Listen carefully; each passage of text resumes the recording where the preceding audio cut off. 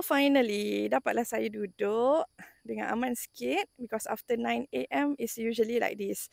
Orang dah mula berkurangan dan uh, keadaan agak tenang. So kita sambung.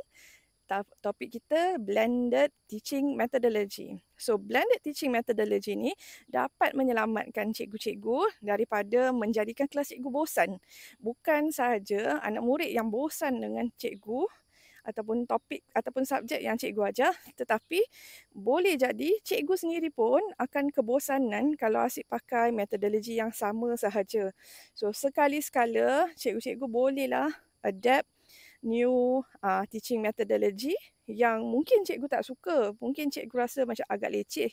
Tetapi kalau sekiranya aktiviti tu ataupun pertukaran teaching methodology cikgu tu boleh menyebabkan anak murid bertambah minat belajar, boleh commit to their homework, then I would say that your teaching would be more effective dan successful.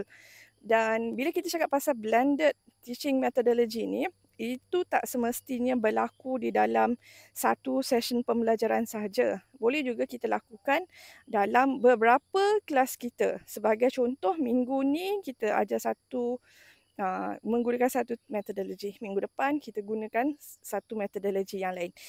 Dan kalau cikgu rasa blended teaching methodology ni bermaksud doing it all in one lesson, if you can do it, why not? Silakan buat. Dan if you rasa it is a bit of a hectic for you, then tak perlu buat. Buat sekadar apa yang cikgu rasa cikgu mampu, tetapi blended teaching methodology ni memang boleh membantu cikgu-cikgu untuk selamatkan kelas daripada menjadi kelas yang bosan, dan cikgu pun sendiri boleh elakkan dari berlakunya kebosanan sewaktu mengajar. So ada anjing dekat sini, saya terpaksa tutup dan lari. Assalamualaikum.